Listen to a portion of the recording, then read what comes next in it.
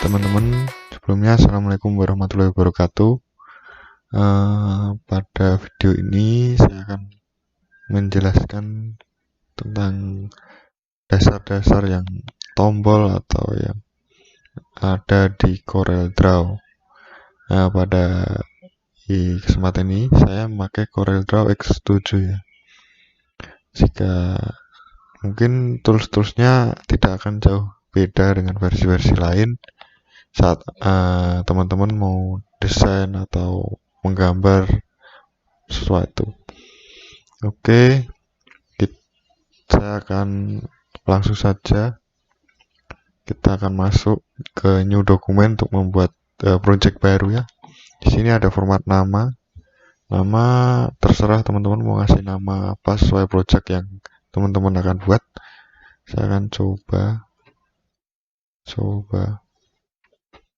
Kemudian di sini ada size kertas yang akan kita gunakan. Bukan size kertas sih, size lembar kerja yang akan kita gunakan. A4, A3, A5, A6, dan masih banyak lagi sesuai yang akan kita kerjakan itu kebutuhannya apa. Kemudian di sini ada ukuran kertasnya ya. Ini bisa kita atur atau kita bisa ikut dari aturan CorelDRAW sudah ada. A4 seperti ini, A5 seperti ini. Saya pakai A4 saja. Kemudian di sini ada satuan sentimeternya. Satuan sentimeternya ini ada mili, inci, senti. Saya pakai senti ya teman-teman.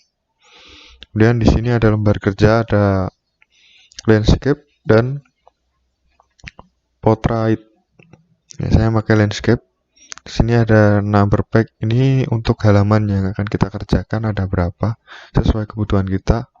Dan di sini ada primary color, saya pakai RGB ya, karena ini nanti tidak saya cetak. Kemudian ini resolusi, dan di sini tidak usah dicentang, langsung saja kita oke. Nah di sini seperti ini teman-teman, sudah itu tampilannya. Yang pertama saya jelaskan dari yang atas dulu. Yang ini adalah title bar. Kemudian di bawah title bar ada menu bar. Nah, menu bar ini merupakan jajaran menu ya, yang terdiri dari file, edit, view, layout, objek, efek, bitmap, text, table, tools, windows, help. Kemudian di bawah menu bar terdapat toolbar. Toolbar ini merupakan kumpulan perintah cepat ya, sini dia. Perintah cepat yang memungkinkan seperti save, open, new program. Kemudian di sini ada paste dan lain-lain, masih banyak lagi. Kemudian di bawah toolbar terdapat property bar ya. Property bar ini berisi perintah tertentu yang mendukung dalam pembuatan sesuatu project ya. Ini tadi ada untuk membuat ukuran ini lembar kerja kita. Terus kemudian di sampingnya ini ukurannya. Ini ada landscape dan portrait tadi. Dan di ini ada satuan dan masih banyak lagi ya. Sudah itu sudah property bar. Ke samping kiri ini ada toolbox ya namanya. Yang pertama ada pick tool. Pick tool ini digunakan untuk menseleksi atau mengatur objek ya. Ini terdapat freehand, pick, dan transform untuk menyeleksi bebas, dan yang satu untuk mengubah bentuk objek. Dan yang kedua ada shape tool. Ini shape tool digunakan untuk mengedit objek garis ya. Ini ada smooth, smear, twirl, attract, ripple, smooth, dan rough. Nah, ini yang rough ini berfungsi untuk buat garis lebih kasar, memperhalus garis. Kemudian triple ini hampir sama dengan attract ini ya, cuman kebalikan, yaitu membuat garis kurva mengikuti arah pointer.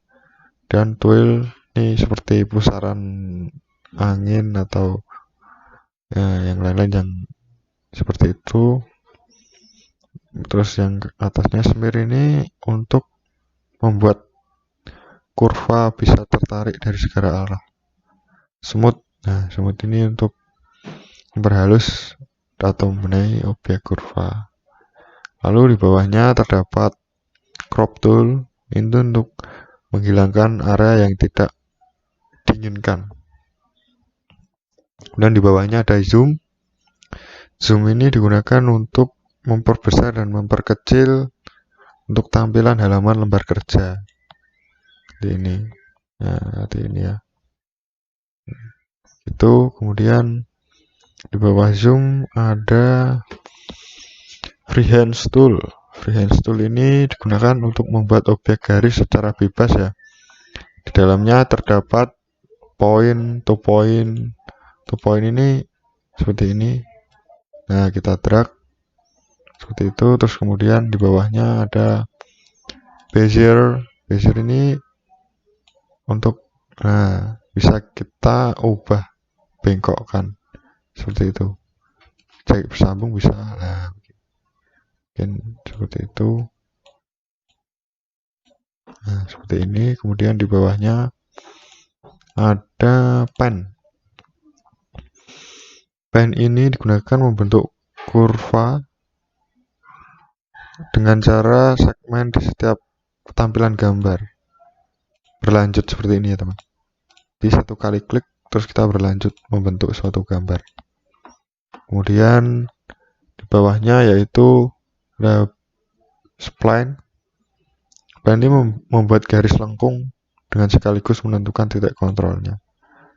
Membuat contohnya seperti ini, seperti zigzag, jadi titik kontrolnya pada titik-titik seperti ini ya. Nah, seperti ini teman-teman. Nah, titik kontrolnya pada titik-titik. Kemudian di bawah ini ada polyline. Polyline ini membentuk objek dengan cara pola tertentu.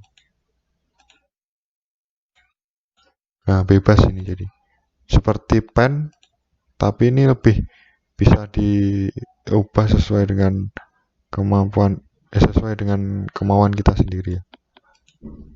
Nah, seperti ini. Nah, seperti ini. Oke, kemudian di bawahnya ada 3 point curve. 3 point ini seperti ini.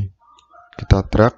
Nah, kita drag poin pertama, kita lepas poin kedua, kemudian kita bisa atur arah lengkungnya. Nah, mungkin seperti itu untuk freehand. Kemudian saya akan menjelaskan di artistik. Artistik ini untuk membuat brush atau berupa garis kaligrafi. Nah, seperti ini.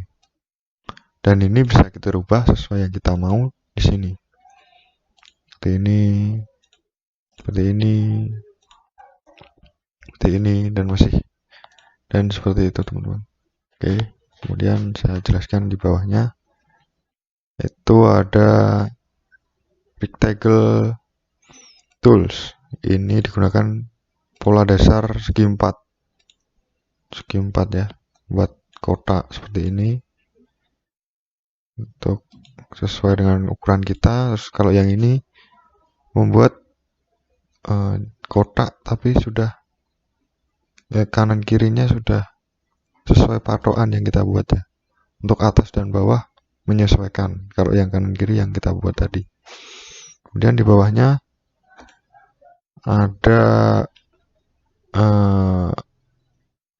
ellipse tool. Ini lingkarannya, buat lingkaran, dasarnya lingkaran. Dan di dalamnya terdapat 3 point ellipse. Ini kita buat jari-jari diameter Kemudian kita buka lingkarannya, mau lingkaran seperti ini atau seperti ini sesuai dengan kemauan kita. Yang penting kita buat jari-jarinya tadi dulu.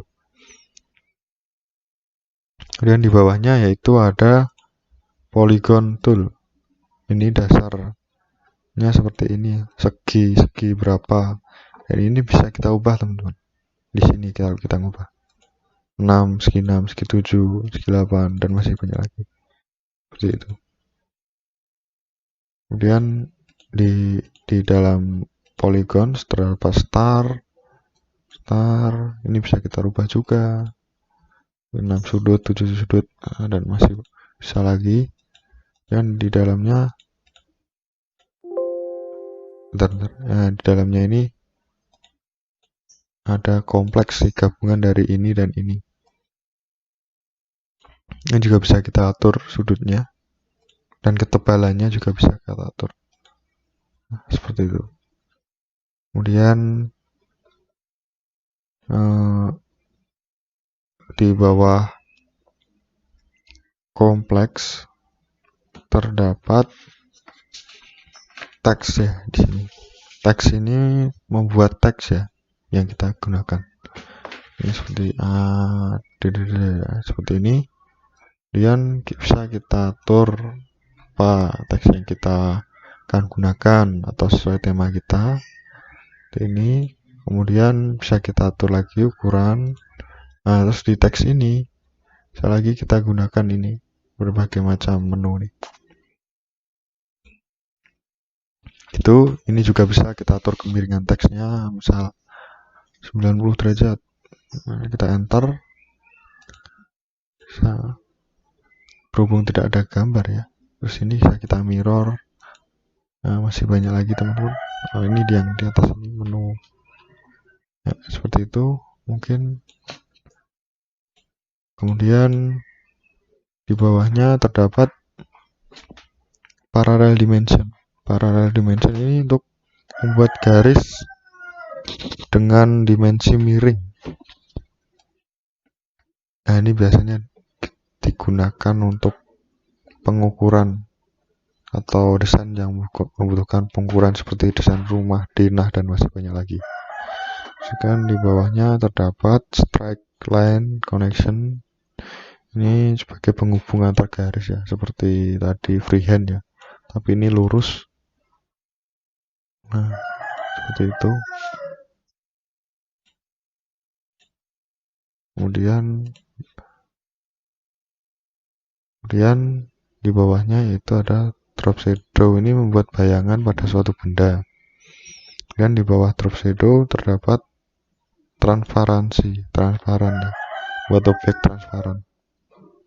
Ya, ini tadi sampai sini itu namanya tools box ya.